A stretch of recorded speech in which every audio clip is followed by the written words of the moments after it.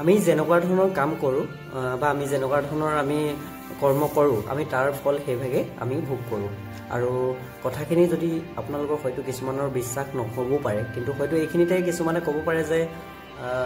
আমুক ব্যক্তিজনে দেখোন ইমান বেয়া কাম কৰে ইমান এটা বেয়া কৰি থাকে তথাপিতো তেওঁ দেখোন সুখী আছে আৰু কোনোবা এজন ব্যক্তিয়ে ইমান ভাল কাম কৰে তথাপিতো তেওঁ জীৱনতে ইমান দুখ কিয় তো হয়তো তেখেতে বেয়া কাম কৰা ব্যক্তিজনে এইখিনি সময়ত তেখেতে এটা বেয়া হোৱা নাই তেখেতৰ লগত মানে বেয়াখিনি তেওঁ ভোগ কৰা নাই বা ভাল কাম কৰা ব্যক্তিজনেও হয়তো সুখৰ ভোগ কৰিব পোৱা নাই কিন্তু কি হয় এইখিনি সকলো সময়ৰ ওপৰত নিৰ্ভৰশীল এদিন নহয় এদিন মানে ইয়াৰ ফল আমি পাওঁ মানে যিখিনি যদি আমি বেয়া কাম কৰোঁ তাৰ আমি নিশ্চয় আমি সেই ফল বেয়া ভাগে আমি ফল ভোগ কৰিবলৈ পাম মানে যেহেতু যদি আমি এজোপা টেঙা মানে ফল লগা গছো টেঙা ফলে লাগিব আৰু যদি আমি মিঠা ফল লগা এজোপা গছো মিঠা ফলে লাগিব আৰু এই কথাখিনি যদি বিশ্বাস নহয় আমি কিছুমান কথা মহাভাৰতৰ কিছুমান কথা আমি চাব পাৰোঁ যে ধৃতৰাষ্ট্ৰ মানে অন্ধ হৈ কিয় জন্ম হৈছিলে আৰু তেওঁ জীৱিত কালতে যি 100 পুত্ৰৰ কৰুণ মৃত্যুৰ কথা শুনিছিলে মানে শুনিবলৈ পাইছিলে তেতিয়া শ্ৰীকৃষ্ণক এদিন ধৃতৰাষ্ট্ৰই মানে সুধিছিল বা শ্ৰীকৃষ্ণই কৈছিল যে যেনে কৰ্ম তেনে ফল যেহেতু আমাৰ শ্ৰীকৃষ্ণ নাৰায়ণৰ অৱতাৰ মানে সকলোখিনি মানে তেওঁৰ সেইখিনি কথা যেনে কৰ্ম তেনে ফল সেইখিনি মানে আমি জানো বা শ্ৰীকৃষ্ণৰ বাণী তো কি হয় এদিন মানে ধৃতৰাষ্ট্ৰই শ্ৰীকৃষ্ণক কৈছিল যে কৃষ্ণ মই 100টা জন্মত কোনো ধৰণৰ পাপ কৰা নাই বা মই 100টা জন্মত কোনো ধৰণৰ বেয়া কাম কৰা নাই তথাপিতো মই এই জন্মত অন্ধ হৈ কিয় জন্ম হলো আৰু মই জীৱিত কালতে মোৰ 100টা পুত্ৰৰ কৰুণ মৃত্যুৰ কথা মই শুনিবলৈ পাইছো ইমানখিনি দুখ মই কিয় পাইছো তেতিয়া শ্ৰীকৃষ্ণ কৈছিল যে পেহাদেউ তুমি 100 জন্মলৈকে সকলো কথা জানা তেতিয়া পেহাদেউ কৈছিল মই সকলো কথাই জানো তাৰ আগৰখিনি জানা নাই নাজানা তেতিয়া ধৃতৰাষ্ট্ৰই কৈছিল যে 100 জন্মৰ আগৰখিনি কথা মই নাজানো তেতিয়া শ্ৰীকৃষ্ণ কৈছিল যে শ্ৰীকৃষ্ণই তো সকলোখিনি কথা জানে যে 100 জন্মৰ আগতো তুমি এজন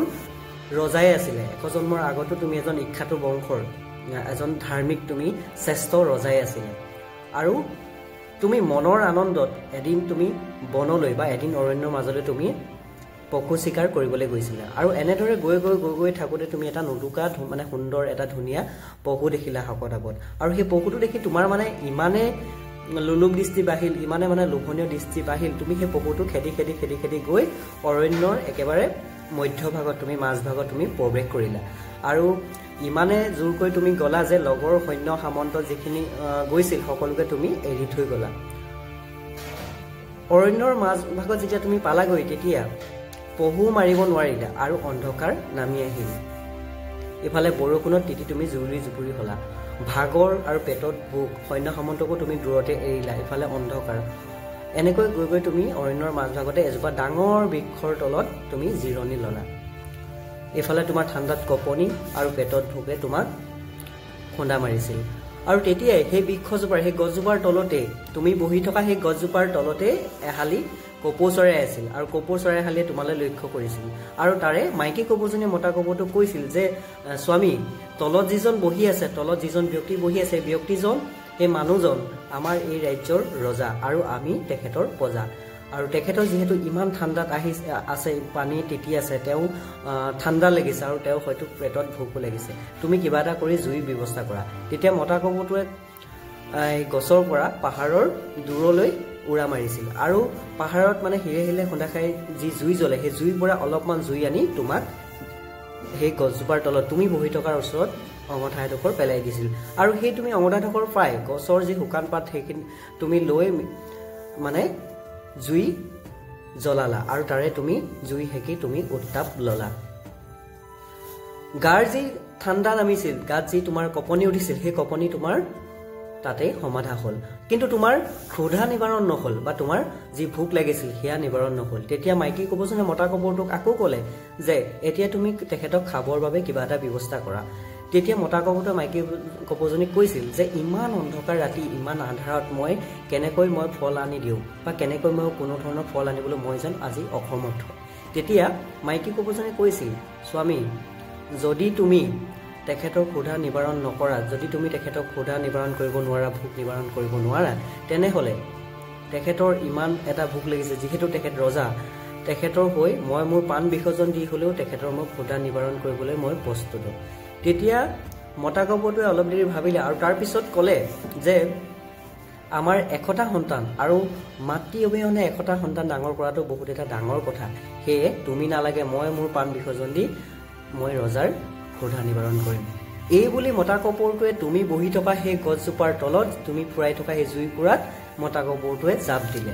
আৰু তুমি কি ভাবিলা যে ইমান ৰাতি গছৰ পৰা এজনী কপৌ আহি জুইত জাপ দিলে, নিশ্চয় এই গছজোপাত আৰু কপৌ আছে আৰু চৰাই আছে। তোমাৰ যি মনোভাৱ, তোমাৰ যি ধাৰণা, সেই ধাৰণা সলনি হ'ল। আৰু তুমি কি কৰিলা, সেই জুইত পৰা কপৌ চৰাইটো লৈ তুমি তোমাৰ এডাল শৰ উলিয়াই 2টা চকু বিন্ধি তুমি মাটিত গুজি থলা। মতা কপৌটো মাটিত গুজি থলা আৰু তুমি গছজোপাত উঠি গলা। আৰু গছজোপাত উঠি গৈ সেই চৰাইশালৰ যি বাঁহ আছিল, যি 1টা যি পোৱালি আছিল, 1টা সন্তান আছিল, সেই 1টা কপৌ চৰাইৰ পোৱালিটো তুমি বাঁহেৰে সৈতে তললৈ নমাই আনিলা। আৰু যি মতা কপৌটো তুমি কাৰে বিন্ধি মাটিত গুজি থলা জুইকুৰাৰ ওচৰতে, আৰু সেই যি পিতৃ, সেই পিতৃৰ ওচৰতে তুমি 1টা পোৱালি সেই জুইকুৰাত তুমি পুৰি পুৰি খালা। ইমান এটা তুমি দুৰ্ঘোৰ অন্যায় কৰিলা যে পিতৃক 2টা চকুত কাৰেৰে বিন্ধি তুমি মাটিত গুজ মাৰি থৈ 1টা পুত্ৰ তুমি হত্যা কৰি পুৰি পুৰি খালা। আৰু মাইকী কপৌজনী পাহাৰৰ দূৰলৈ সেই নিশাই উৰা মাৰিল। সেইবাবে 100 জন্মৰ আগত কৰা তুমি ইমান ডাঙৰ এটা ভুল পাপ কৰ্ম কৰিলা। সেইবাবে তুমি এই জন্মত তুমি অন্ধ হৈ জন্ম ললা। যিহেতু সেই কপৌ চৰাইটোৰ দৰে 2টা চকু যিহেতু তুমি কাৰে বিন্ধিছিলা, সেইদৰে তোমাৰ আজি 2টা চকুৰে তুমি দৃষ্টিহীনভাৱে তুমি যি অন্ধ হৈ জন্ম ললা। আৰু তোমাৰ জীৱিত কালতে তোমাৰ সেই 100 পুত্ৰৰ যি কৰুণ মৃত্যু বা 100 পুত্ৰৰ যি যন্ত্ৰণা, সেই যন্ত্ৰণা আজি তুমি ভোগ কৰিবলৈ পাইছা। সেই বন্ধুসকল, সেই মই সকলোকে ক'ব বিচাৰোঁ বা সেই আজি যেন আমি অনুভৱ কৰিব লাগে যে আজি আমি কিবা যদি বেয়া কাম কৰিছোঁ, তাৰ ফল আমি এতিয়াই ভোগ নকৰিব পাৰোঁ, কিন্তু সময়ত আমি নিশ্চয় ইয়াৰ ফল ভোগ কৰিম। সকলো সময়ৰ পৰিৱৰ্তন। সেয়ে আমি হয়তো